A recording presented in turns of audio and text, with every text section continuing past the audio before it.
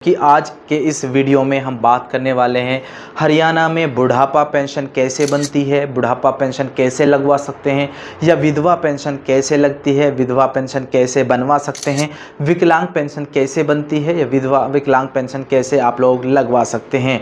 बहुत सारे लोगों के मन में डाउट्स रहते हैं, बहुत सारे लोग परेशान रहते हैं।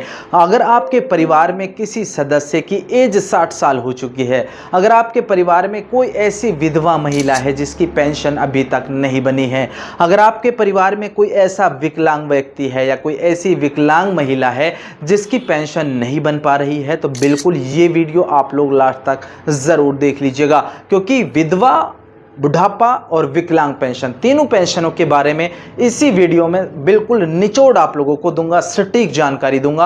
अगर इससे अलग कोई टॉपिक आपको बता देता है, अगर इसको कोई चैलेंज करता है, तो उसके लिए इनाम भी हम दे सकते हैं। तो फाइनली दोस्तों, आज हम बात करने वाले हैं हरियाणा में आप लोग किसी भी ज़िले के रहने वाले हैं और आप लोग बुढ़ापा पेंशन, विधवा पेंशन, विकलांग पेंशन बनवाने की सोच रहे हैं, तो अब आप लोग वीडियो लास्ट तक ज़रूर देख लीजिएगा। पहले नंबर पर हम बात करते हैं हरियाणा में बुढ़ापा पेंशन के बारे में।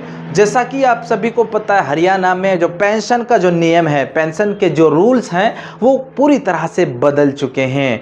पूरा प्रोसेस बदल चुका है। पहले हरियाणा में जब हमें बुढ़ापा पेंशन बनवानी होती थी या फिर विधवा पेंशन बनवानी होती थी या फिर हमें कोई विकलांग पेंशन बनवानी होती थी, तो उसमें हमें बहुत सारे फॉर्म भरवाने होते थे, रेजिडेंस बनवाना होता था और पटवारी से साइन, नंबरदार, सरपंच से सिग्नेचर, ये सारी चीज़ें फॉर्मेलिटीज़ हमें करवानी होती थी और उसके बाद में जो है हमें अपना फॉर्म भरवाना होता था।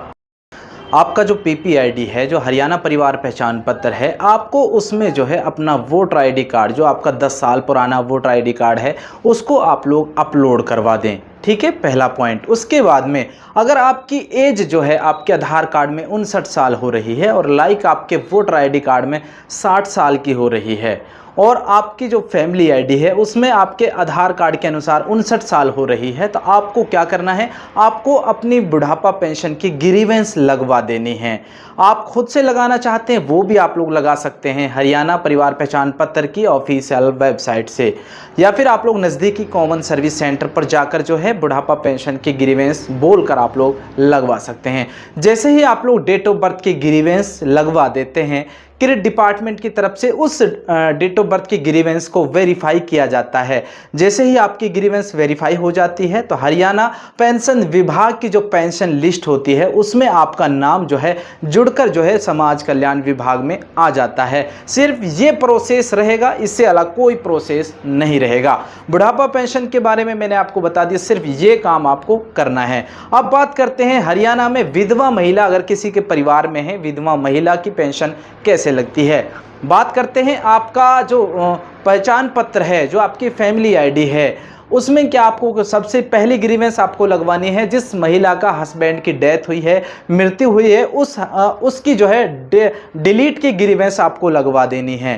ठीक है, डिलीट की ग्रीवेंस लगवाने के लिए आपके पास होना चाहिए उस मेंबर का डेथ सर्टिफिकेट जिसकी डेथ हुई है। डेथ सर्टिफिकेट आप लोग ओरिजिनल ग्रीवेंस के अंदर अपलोड करवाएं।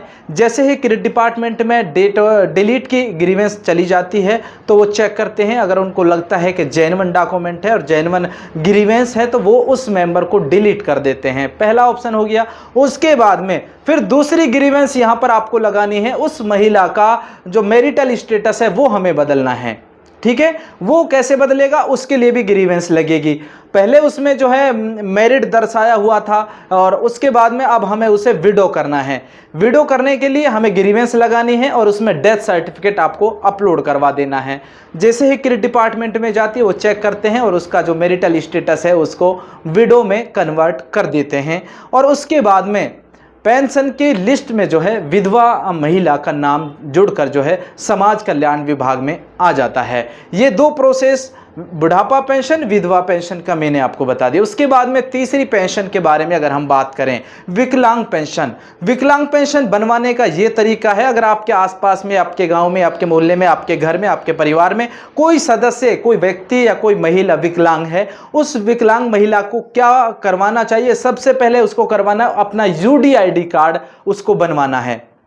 क्या बनवाना है? UDID card. यूडीआईडी कार्ड आप लोग बनवा लेते हैं तो उसमें डिसेबिलिटी जो आपकी परसेंटेज है वो दर्शा दी जाती है डॉक्टर्स के द्वारा, और उसके बाद में उस डिसेबिलिटी जो आई कार्ड होता है उसको आप लोग अपनी पीपीआईडी में आप लोग अपलोड करवा दें, ठीक है। या फिर आप लोगों को उसके बाद में आपको विकलांग पेंशन के लिए ग्रीवेंस आपको लगा देनी है या लगवा देनी है, ये तरीका है। अब आपको ना फॉर्म भरने की जरूरत है, ना आपको रेजिडेंस बनवाने की जरूरत है। कहने का मतलब ये, अब आपको दस्तावेज दिखाने की भी जरूरत नहीं है।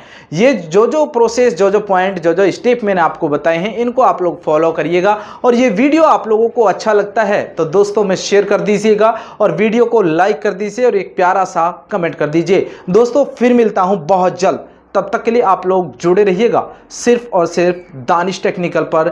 जय हिंद,